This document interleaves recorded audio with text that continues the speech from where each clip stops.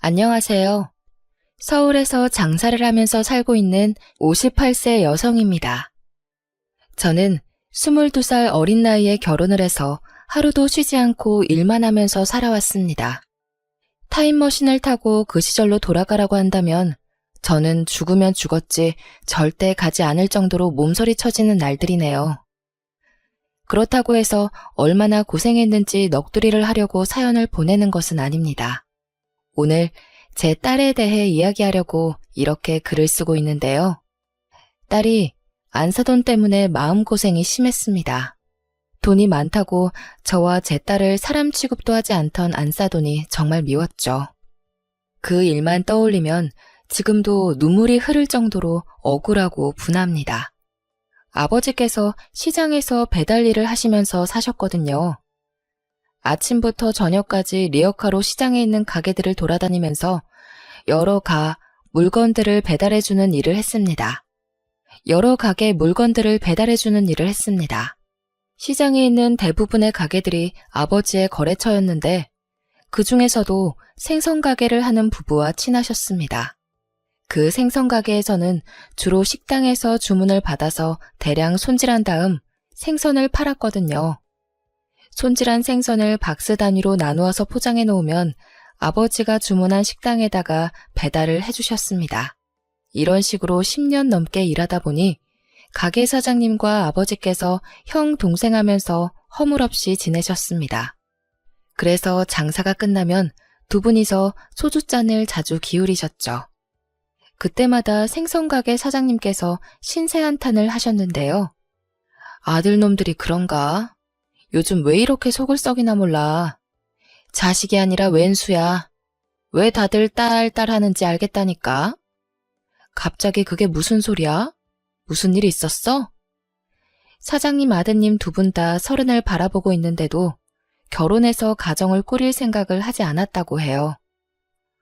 부모만 믿고 매일 술만 마시면서 허송세월 보내고 있다고 하니까 아버지께서 진지하게 고민 상담을 해주었죠.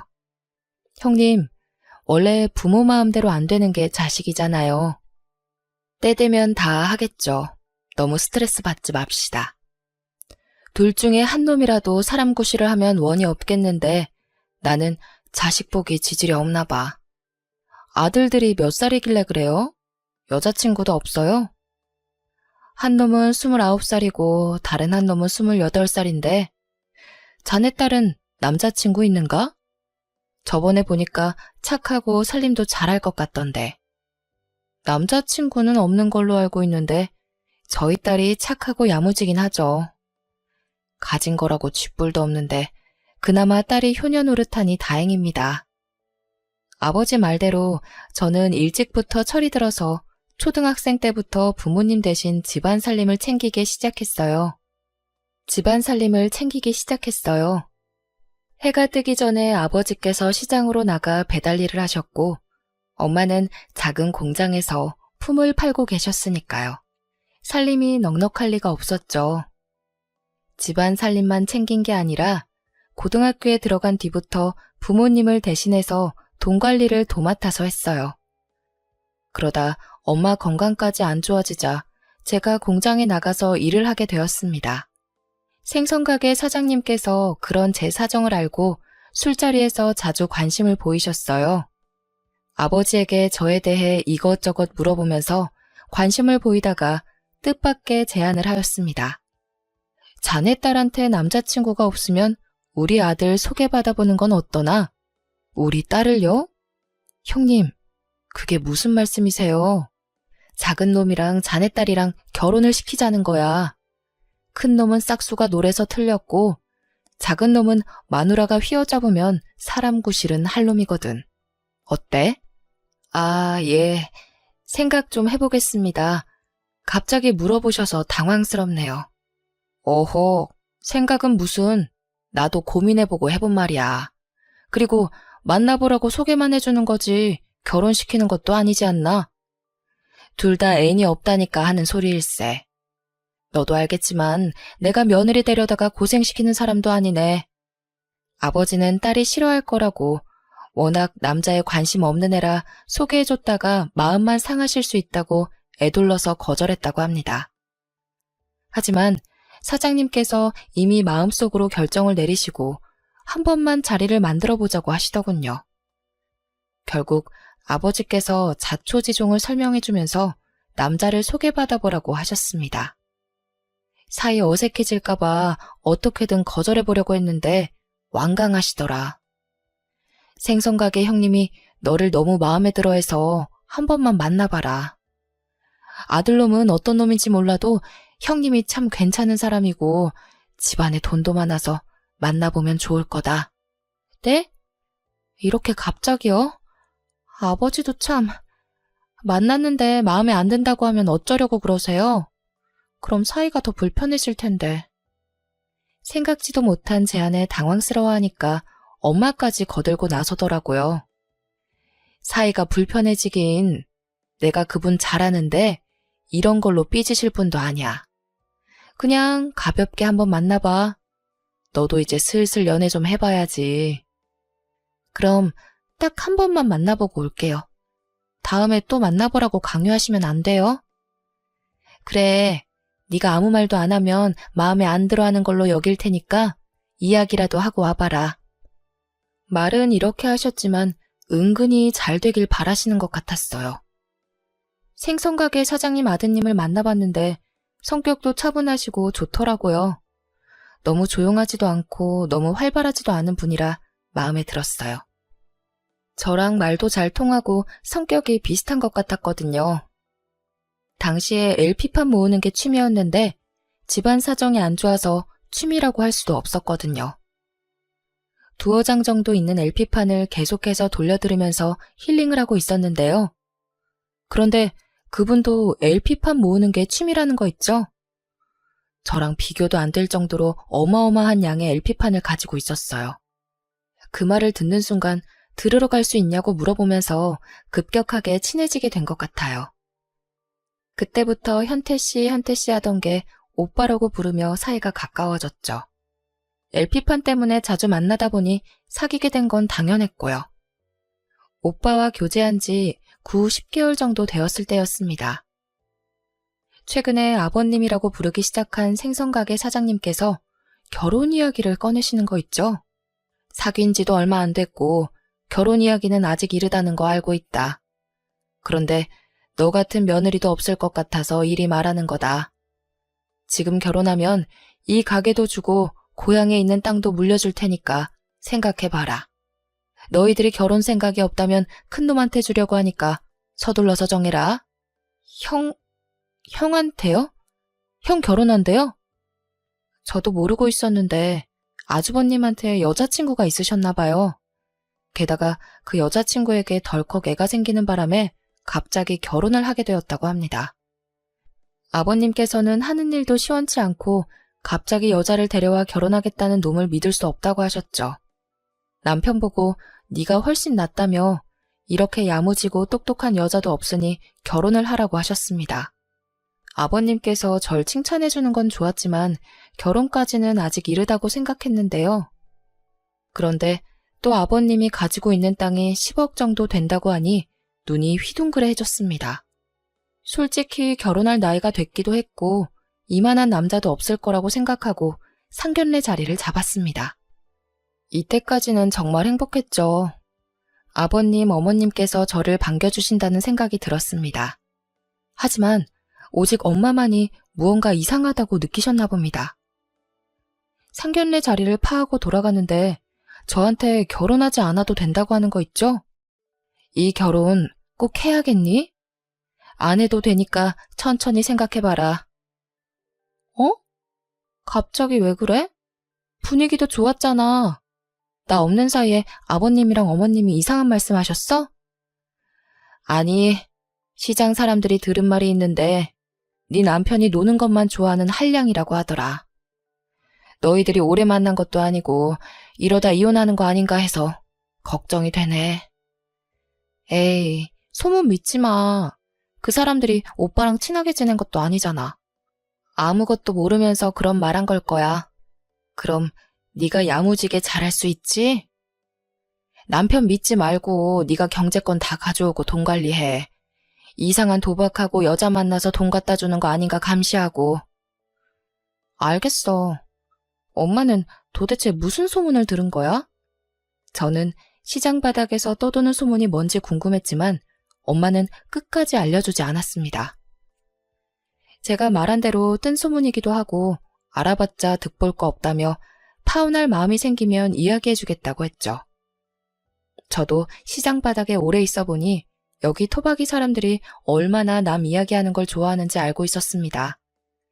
그래서 그냥 사소한 이유로 남편이 미움을 받기 시작해서 이상한 소문이 난 거라고 생각했는데요. 그거 말고는 별다른 걱정이 없었습니다. 어릴 때부터 집안 살림을 도맡아서 해와서 시댁살이가 무섭게 느껴지지도 않았어요.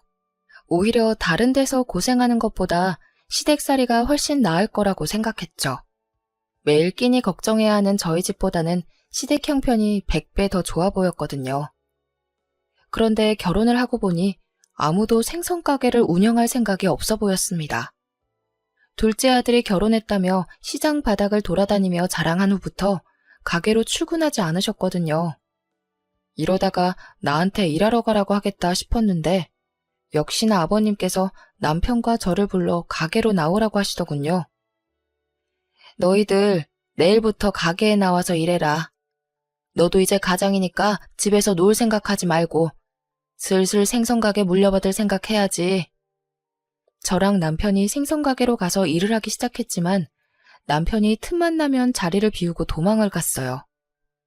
시어머니는 그런 남편을 못 본 척 눈 감아주면서 남편이 해야 하는 일까지 제게 시켰습니다. 저는 새벽같이 일어나서 아침 식사 준비를 해놓고 가게에 나와서 생선을 다듬으면서 손님들을 맞아야 했죠. 너무 힘들어서 다리가 후들거리고 아무리 자도 피곤했습니다. 오후가 되면 저희 아버지가 리어카를 끌고 가게에 들리셨는데 아버지 얼굴을 볼 때마다 눈물이 나오더라고요. 가게 일이 힘들지? 처음엔 힘들어서 눈물도 나오고 그런다. 힘들어도 참아야 해. 이러다가 곧 적응돼서 괜찮을 거다. 아버지께서 저를 안쓰럽게 바라보는 게 느껴졌어요. 그래서 저는 괜찮다고 괜히 아버지 보니까 눈물이 나오는 거라고 둘러대고 눈물을 닦아냈습니다. 하지만 아버지 말대로 적응이 되지는 않더군요. 제가 일한다고 시아버지께서 아예 쉬기 시작하셨거든요. 덕분에 요령만 피우는 남편과 저를 부려먹으려고 드는 시어머니와 함께 장사를 하게 되었습니다. 이제는 버티기가 힘들어졌죠. 너무 힘들어서 숟가락 들 힘조차 없어서 식사를 거르고 누워있는 일이 잦았습니다. 그런데 시어머니께서 이런 제 모습을 보고 오히려 화를 내시더라고요. 또 누워있어? 겨우 이 정도 가지고 뭐가 힘들다는 거야? 나는 가게 없을 때 길거리에 쪼그리고 앉아서 장사한 적도 있었어. 손님 놓칠까봐 화장실 참다가 병도 생겼다. 거기에 비하면 넌 호강하는 줄 알아. 제가 힘들어할 때마다 시어머니께서는 그렇게 옛날 이야기를 늘어놓으셨습니다. 시부모님께서 무작정 상경해서 시장에서 노점상을 시작하셨거든요. 죽기 살기로 장사해서 가게도 차리고 어느 정도 돈도 모으게 되신 것 같았습니다. 시어머니는 내가 고생했으니 너도 한번 당해봐라는 식으로 제게 일을 시키셨죠. 제게 한풀이 하듯이 과거에 쌓인 스트레스를 풀려고 하더라고요. 시어머니의 분풀이 대상으로 찍혀서 새벽부터 밤 늦게까지 장사와 집안일로 정신이 하나도 없었습니다. 그런데도 남편은 장사나 집안일 어느 것 하나 도와주지 않고 나몰라라 하더군요. 더 기가 막힌 건 아주버님이었습니다. 아주버님께서 돈이 궁해지면 슬그머니 가게로 나타나 시어머니에게 귓속말을 했습니다. 시어머니께서 돈을 주는 걸 보아하니 보나마나 돈을 달라고 한 것이겠죠. 당연히 시아버지께서는 시어머니께 남편과 아주버님에게 돈을 주지 말라고 여러 번 당부를 하셨어요. 또 돈을 줬다고? 내가 주지 말라니까 기어코 줘서는? 며느라, 혹시라도 네 남편이 돈을 달라고 하면 절대 주지 마라. 그러다 버릇 나빠져서 평생 못 고친다. 시아버지께서 첫째 아들이든 둘째 아들이든 돈만 생기면 술이나 도박에 손을 댄다고 하시더라고요. 결혼 후 무책임하면서 제게 무관심한 남편의 모습을 봤기에 아버님 말이 사실이라고 생각했습니다. 그런데 아주버님께서 저를 만만하게 보셨는지 다짜고짜 돈을 달라고 요구하셨죠. 재수씨, 오늘 장사는 잘 됐어요? 지금 엄마가 없어서 그런데 50만 원만 줘봐. 돈이 필요하면 일을 해요. 저기 쌓여있는 생선 4장부터 버리고 물 청소 좀 하면 드릴게요. 뭐? 지금 나한테 뭐라고 했어? 제가 이렇게 나올 줄 몰랐는지 아주버님께서 험악한 표정을 지으셨습니다. 하지만 산전수전 다 겪은 제가 겁을 먹을 리가 없었죠. 세상에 공짜가 어디 있어요? 앞으로 돈이 필요하면 일을 하세요. 그 전에는 10원 한 장도 못 줘요. 아주버님은 기가 막힌다는 표정으로 욱박질렀지만 저는 한마디도 지지 않고 받아쳤습니다. 저한테는 씨알도 안 먹힌다는 사실을 알았는지 아주버님이 저를 피해서 시어머니께 돈을 뜯어갔어요. 그래서 저는 참지 못하고 어머님께 쓴소리를 내뱉고 말았죠. 어머님, 아주버님한테 돈 주면 안 되잖아요. 아버님께서도 절대 주지 말라고 신신당부하셨는데 왜 자꾸 주시는 거예요? 이게 내 돈이지 네 돈이야? 넌 참견하지 말고 시키는 일이나 해. 어디 버릇없이 시애미한테 눈을 부릅뜨고 대들고 있어? 첫째 아들이라는 놈이 시어머니 돈으로 술과 도박을 하고 있으니 집안이 잘 돌아갈 리가요. 이러다가 집안이 거덜날 것 같아서 어쩔 수 없이 제가 나섰습니다. 저 말고는 가게 운영에 신경을 쓰지 않아서 벌어들이는 수익이 형편없었거든요. 온몸이 부서질 정도로 일해서 일으켜 세우려고 했습니다. 그래서 그런지 시장 사람들이 저를 오뚜기라고 불렀죠. 아무리 힘들어도 절대 쓰러지지 않았거든요. 그런데 1년 뒤에 아버지께서 배달 일을 하시다가 비탈길에서 미끄러지셨습니다. 허리와 다리를 크게 다치는 바람에 배달 일을 하지 못하게 되자 시어머니께서 저보고 생선 배달까지 맡기시더군요. 멀쩡한 아들은 놔두고 배달 일까지 시키시니까 정말 죽고 싶었습니다. 10억짜리 땅에 홀라당 넘어가서 결혼한 제 잘못이었죠. 시댁 하는 꼴 보아하니 그 땅도 없는 땅 같았습니다. 생각 없이 사는 사람들한테 땅 타령을 하며 따질 수도 없어서 그저 생선가게 운영하는 데에 집중했습니다. 어쩌면 이 가게가 제 가게가 될 수 있었으니까요. 오전에 생선을 다듬고 장사 준비를 마치면 아버지께서 배달을 하시는 동안 점심을 먹고 잠시 쉴 수 있었습니다. 그런데 이젠 그 시간에 배달을 나가야 해서 혼이 나갈 것 같았는데요. 남편과 아주버님은 도와주기는커녕 계속 사고만 치셨습니다. 해가 뜰 때 집에 들어와서 하루 종일 자고 밤에 어딜 나가길래 도대체 뭘 하고 있나 추궁했더니 아주버님 따라 도박을 하고 있는 것 같더라고요. 제가 모르는 사이에 도박빚 때문에 대출을 받고 있었습니다. 그 자리에서 이혼하자고 실랑이를 벌이고 있는데 아버님께서 나타나서 제 편을 들어주셨습니다. 이 멍청한 놈이 너까지 도박을 해? 너 같은 놈들도 아들이라고. 폭언을 퍼부으면서 남편을 때리니 제 속이 다 시원해지더군요. 아버님께서 남편 보고 무릎 꿇고 사과하라고 독촉해서 도박해서 미안하다는 사과도 받았습니다. 이런 식으로 제 편을 들어주고 제 앞에서 남편을 혼내주는 시아버지가 있어서 지옥 같은 시집살이를 견딜 수 있었죠. 아버님께서는 저를 몰래 불러서 술 한 잔을 사주며 저를 위로해 준 적도 있었습니다. 아가, 많이 힘들지? 오늘은 이 한 잔 마시면서 다 풀어버리자. 감사해요, 아버님. 아버님 아니었으면 저 이미 이혼했을 거예요. 그래, 나도 너 아니었으면 이놈의 집구석 오고 싶지도 않았을 거다. 진짜로 요즘 집으로 안 오시던데 어디서 주무시는 건가요? 다른 사업이라도 하고 계세요? 제가 콕 짚어서 물어봤는데도 아버님은 대답해주지 않으셨습니다. 그 뒤로 시아버지께서 가게는 물론 집까지 자주 오지 않는 일이 잦았는데요. 어쩌다 한 번씩 집에 들리시면 제 손을 잡고 따뜻하게 위로해 주셨습니다. 어휴, 그 곱던 손이 3년 만에 이 꼴 되다니. 결혼시킨 내가 죄인이다, 죄인. 전 괜찮아요, 아버님. 그런데 왜 자꾸 집에 안 들어오세요? 혹시... 저는 다른 여자가 생기신 거냐고 물어보려다가 시어머니가 없는 걸 다시 한번 확인했어요. 그리고 목소리를 낮춰서 물어보았죠. 아버님, 저한테는 솔직하게 말씀하셔도 돼요. 어머님 몰래 다른 살림 차리신 거예요? 네 시엠이랑은 이혼만 안 했지 이미 예전부터 별거하고 있었다. 철 안 든 자식놈들 걱정돼서 왔다 갔다 하는 것이지. 시엠이랑은 거의 남처럼 살고 있어. 어쩐지 시아버지께서 말도 없이 외박하시는데 시어머니는 신경을 쓰지 않는 눈치셨어요. 제가 적응을 했다고 생각하셨는지 날이 갈수록 아버님 보기가 더 힘들어져서 심적으로 힘들어지더라고요. 대신 딸아이가 1살, 2살 먹어가면서 제게 힘이 되어주었습니다. 우리 민영이는 얼굴이나 성격도 저를 빼다박아서 아주 똑부러지고 부지런했습니다. 어렸을 때부터 제 어깨를 자주 안마해주고 편지를 써서 주는 아주 어른스러운 아이였는데요. 그런 아이가 어느새 다 커서 대학을 졸업하게 되었네요. 얼마 전에 취직했다며 독립을 하는 바람에 의지할 사람도 없어졌습니다.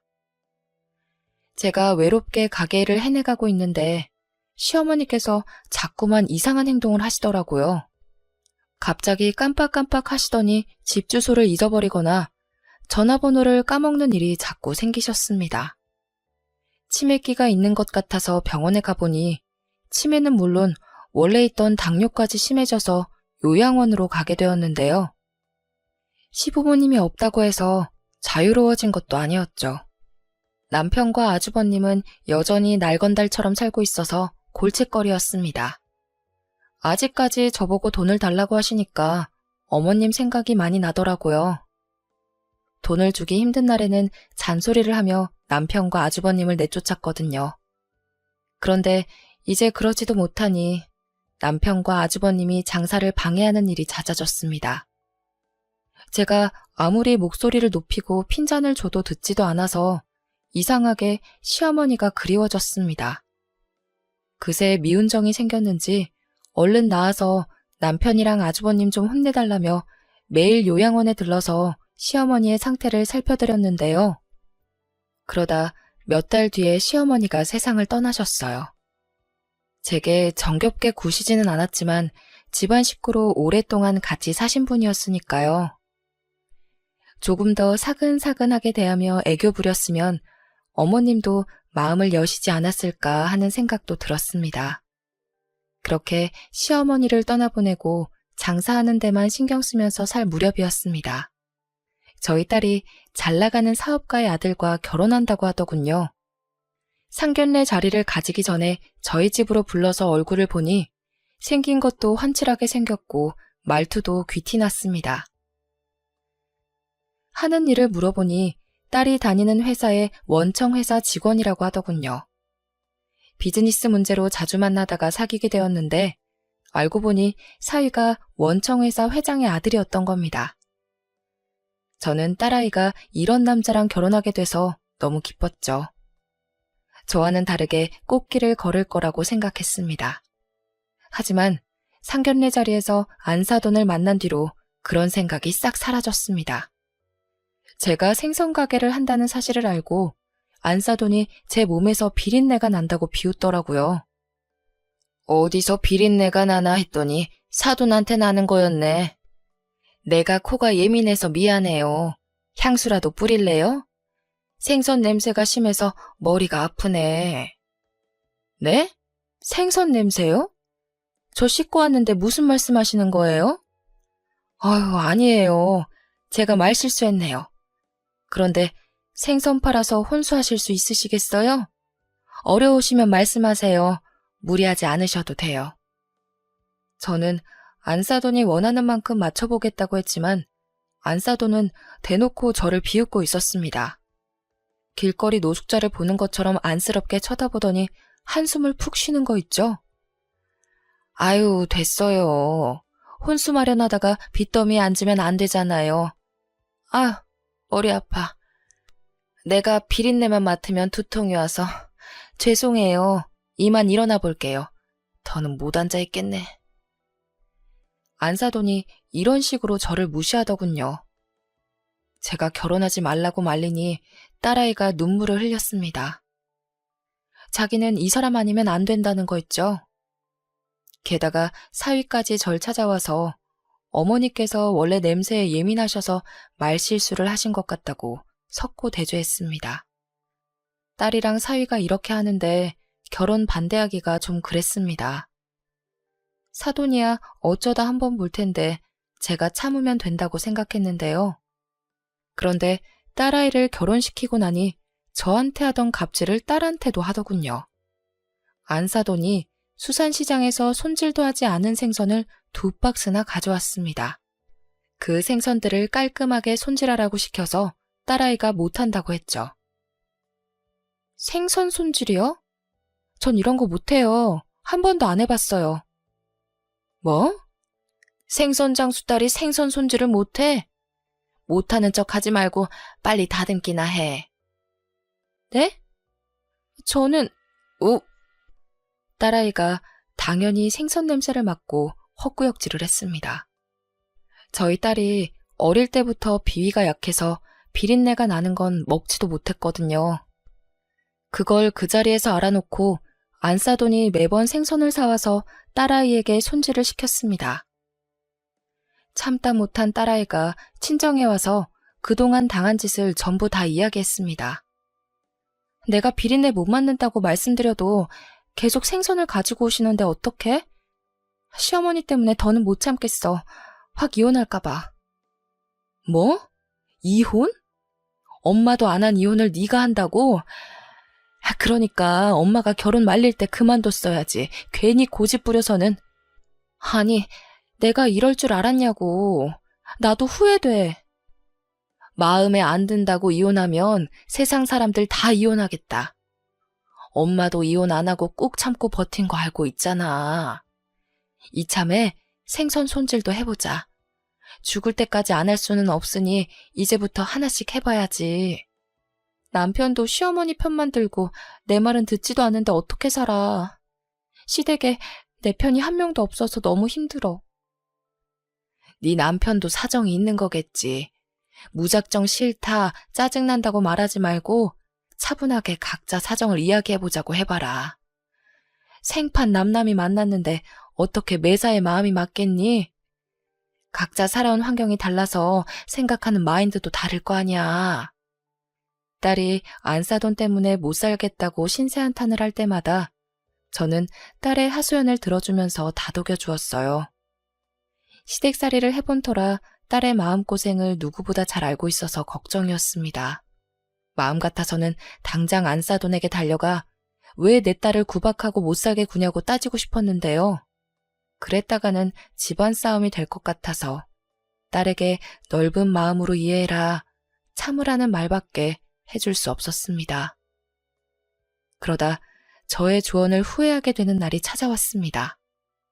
안사돈의 환갑날에 참기 힘든 모욕을 당했거든요. 그날의 기억은 평생 잊혀지지 않을 것 같습니다. 환갑잔치 이야기를 꺼내려고 다 같이 모여서 식사를 하던 날이었습니다. 어색한 기류가 흐르자 제 딸아이가 슬그머니 본론을 이야기하였죠. 어머님, 곧 회갑이신데 그냥 넘어갈 수는 없잖아요. 환갑잔치라고 알아볼까 하는데. 요즘 환갑잔치 하는 사람이 어디 있니? 좋은 식당에 예약해서 친척들만 모시고 식사나 하자. 좋은 식당이요? 땡땡 식당은 어떠세요? 저번에 여기 밥 맛있다고 하셨잖아요. 뭐? 땡땡 식당?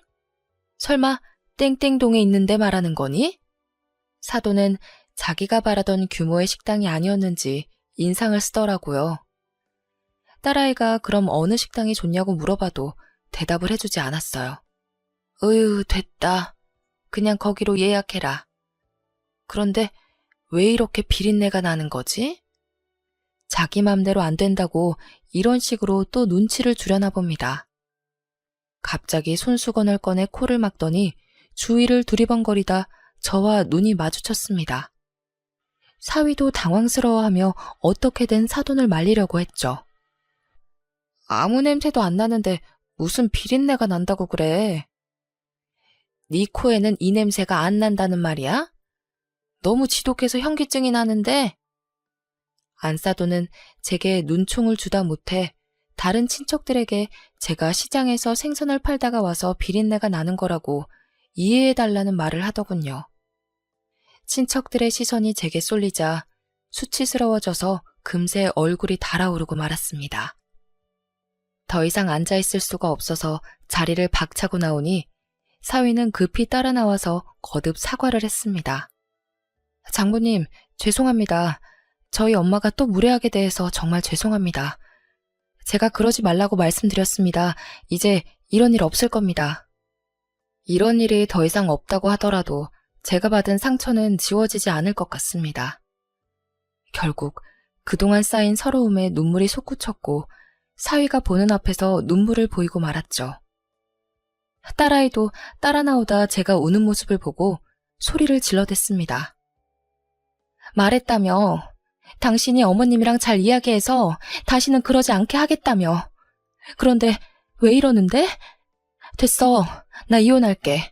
엄마, 나 그냥 이혼할 거야. 나도 당한 거 많고 더 이상 이렇게 못 살아. 지금 당장 이혼해. 마음 같아서는 저도 이혼하라고 하고 싶었지만 그럴 수가 없었습니다. 내가 참을 테니 나 때문에 이혼하지 말라고 딸아이의 손을 잡으면서 말하였죠.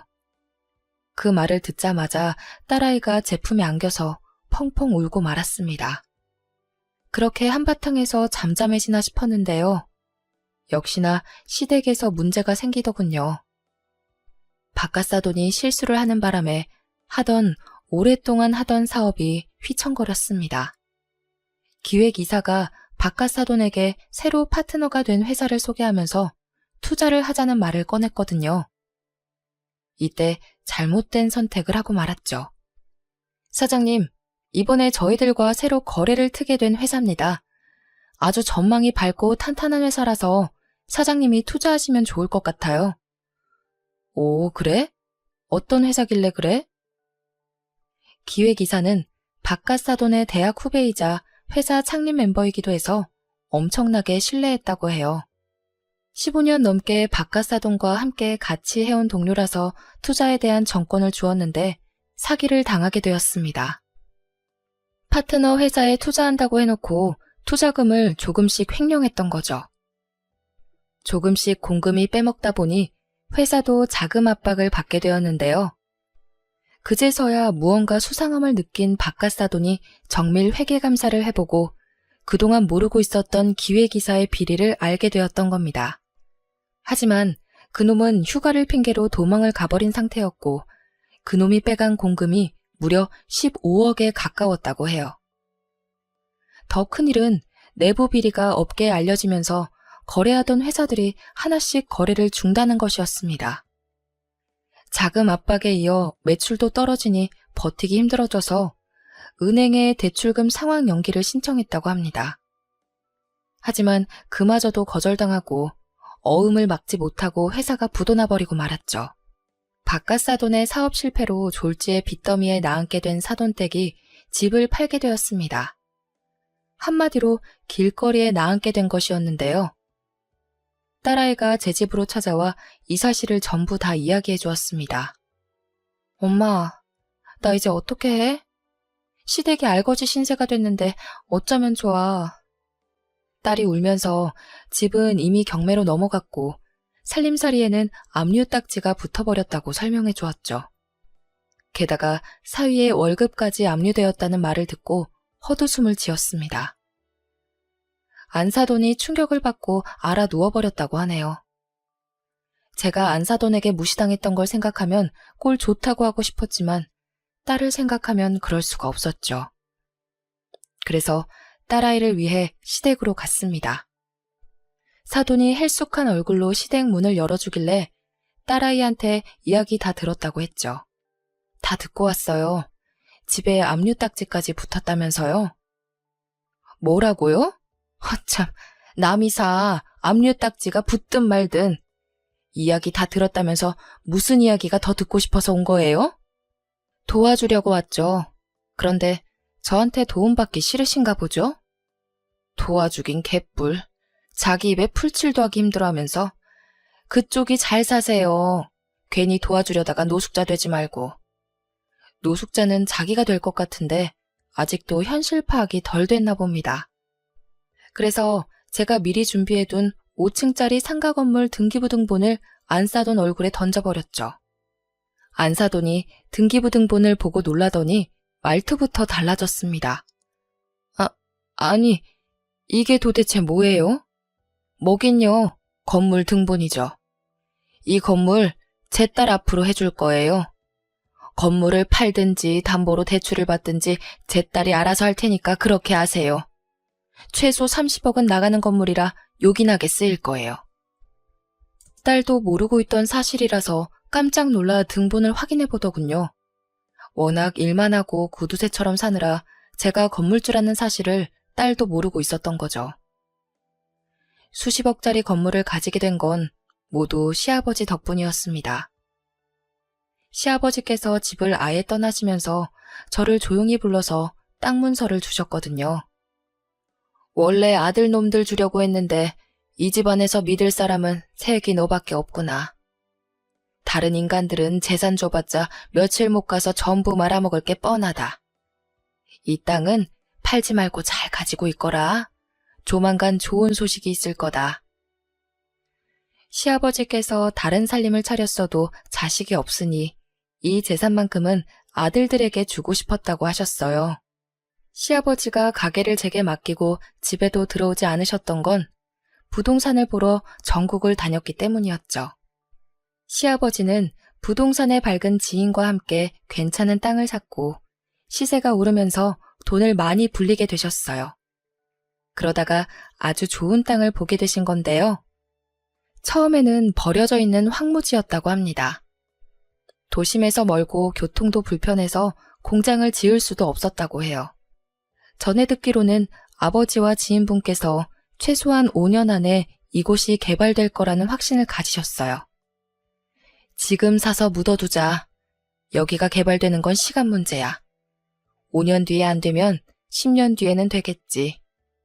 시아버지와 지인분께서 일대의 땅을 헐값에 사들이고 그 땅을 제 앞으로 해주셨습니다. 그리고 얼마 지나지 않아 돌아가셨다는 연락을 받아 아버님과 살고 있던 애인분을 만나기도 했습니다. 저는 그 일을 시어머니와 남편에게 알리지 않았죠. 설마 했는데 3년 뒤에 그 땅이 개발될 거란 소문이 돌더니 땅값이 점점 오르기 시작했어요. 그러자 부동산 쪽에서 땅을 팔라고 저를 찾아와 설득시키려고 들더군요. 어떻게 해야 할까 고민하고 있는데 같이 땅을 샀던 시아버지 지인분이 찾아오셨습니다. 네가 병철이 며느리지? 병철이한테 받은 땅 있음 절대 팔지 말어. 가만히 가지고 있다가 몇 년 뒤에 개발 시작되면 담보로 대출받아서 건물 올려야 해. 그래야 건물주 될 수 있어. 네, 알겠습니다. 말씀하신 그대로 할게요. 저는 그분 말대로 해서 건물주가 되었지만 끝까지 그 사실을 숨겼습니다. 하지만 세상에 비밀은 없는 법이라 제가 건물주란 사실을 시어머니께 들키기도 했어요. 어머님께서 제가 확인차 떼어놓은 등본을 보시더니 저한테 욕을 퍼부으시더라고요. 이런 요망한 년 같으니 네가 감히 나를 속여? 그 건물 당장 내놔. 어머님, 건물이라니 지금 무슨 말씀하시는 거예요? 니년한테 건물 있는 거 다 알고 있다. 니년 서랍에서 내가 다 확인해봤어. 뭘 확인하셨는데요? 서랍에서 본 게 있으면 가져와 보세요. 뭐? 분명 내가 방금 들고 왔는데. 그 당시 시어머니께서 치매를 앓고 계셔서 다행이었죠. 서랍에서 봐놓고 들고 오는 걸 잊으셨는지 빈손만 멀뚱멀뚱 바라보고 있었습니다. 남편이 그 모습을 보고 놀랐다가 어이없는 표정을 지으면서 어머님을 말리더군요. 엄마, 그만 좀 해. 우리한테 무슨 건물이 있어? 오늘 약 먹은 거 맞아? 약? 내가 약을 왜 먹어? 전현이 건물을 가지고 있다고. 알았으니까 약 먹자. 치매가 점점 심해져서 헛소리를 다 하네. 헛소리라니 이 녀석아. 전현한테 등본 있는지 확인해보라고. 이런 식으로 제 건물을 빼앗으려고 했지만 치매기가 있는 터라 아무도 믿어주지 않았습니다. 덕분에 제 건물을 시댁 식구들로부터 지킬 수 있었네요. 건물 임대료 수입만으로도 충분히 놀고 먹을 수 있었지만 딸한테 물려줄 유일한 재산이라 묵혀두고 있었습니다. 결혼할 때 주려고 했는데 그놈의 비린내 타령을 하길래 이혼할까봐 이야기도 하지 않았죠. 딸이 건물주인 거 알면 솔깃해져서 가식적으로 대하거나 이혼해주지 않을까봐 말하지 않은 것이었습니다. 그런데 이렇게 숨겨놓은 재산에 대해서 고백하게 되었네요. 안사돈은 비린내 난다며 무시하던 저한테 도움을 받을지 몰랐는지 고개도 들지 못하고 있었습니다. 안사돈이랑 똑같이 비아냥거리고 싶지 않아서 그 자리를 그냥 빠져나왔습니다. 대신 며칠 뒤에 건물 명의를 딸 앞으로 해주면서 한 가지 조건을 내걸었습니다. 딸아이한테는 이것만큼은 꼭 지키라고 하였죠. 이 건물 네 명의로 하는 대신 건물을 담보로 대출받아라. 아마 10억은 나올 거야. 그 돈이면 급한 불은 끌 수 있을 거다. 대출금은 매달 들어오는 월세로 메꾸면 되고 대신에 안사돈이 내 가게에 나와서 일해야 한다. 시어머님이? 엄마 가게? 일단 알겠어. 그렇게 전할게. 딸은 안사돈에게 가서 제 말을 그대로 전했다고 하더군요. 처음에 안사돈이 이 말을 듣고 얼굴이 새하얘지더니 결국 머리를 조아렸다고 해요. 그래, 알겠다. 내일부터 가게에 나가서 일하마. 그리고는 딸에게 고맙다는 말을 여러 번 했다고 합니다. 잘나가는 사업가 남편 덕분에 호사를 누려왔던 안사돈이 이제 저와 같은 생선 냄새가 나게 생겼네요. 안사돈은 비린내에 익숙해지지 않아서 헛구역질을 하면서 눈치를 보더라고요. 아파 보이는 얼굴로 생선을 다듬고 포장까지 다 하고 있으니까 시장 상인들이 와서 핀잔을 주기도 하였습니다. 아유, 얼굴 좀 봐. 곧 있으면 쓰러지겠어. 아무리 그래도 안사돈한테 너무 심한 거 아니야? 시장 상인들은 안사돈에게 너무한 것 같다고 했지만 저는 안사돈에게 인생 공부를 시켜주는 중입니다. 건물을 담보로 15억을 대출받아서 시댁의 빚을 청산하고 바깥사돈이 사업을 다시 시작할 수 있게 됐으니 그에 합당하는 대가를 치러야죠. 이 사정을 알고 있는 바깥사돈은 저를 뭐라 하기는커녕 오히려 며느리에게 고맙다는 말을 전하기까지 하였습니다. 아가, 정말 고맙다. 네가 나를 살렸어. 네가 없었음 이미 길바닥에 나 앉았을 것이다. 딸이 안사돈과 사위의 인생을 구제했으니 딸을 대하는 태도도 확 달라진 건 두말할 필요가 없겠죠. 예전에 시아버지께서 제게 집안을 구한 며느리라고 칭찬하셨는데 이젠 제 딸이 시댁을 구한 며느리라는 칭찬을 받게 되었습니다. 돈의 위력은 우리들이 상상하는 것 이상인 것 같아요. 돈 때문에 울기도 하고 웃기도 하며 돈 하나만으로 사람 자체를 판단하기도 합니다. 그래서 돈이 많다고 추앙하고 돈이 없다고 무시하기도 하는 거죠. 돈으로 판단하는 일을 피할 수 없지만 그렇다고 대놓고 돈으로 사람을 판단해서는 안 됩니다. 언젠가 돈이 없다고 수군대던 자신이 손가락질을 당하게 될 수 있으니까요. 제가 이 교훈을 전해주려고 사돈을 가게로 나오게 한 것인데요.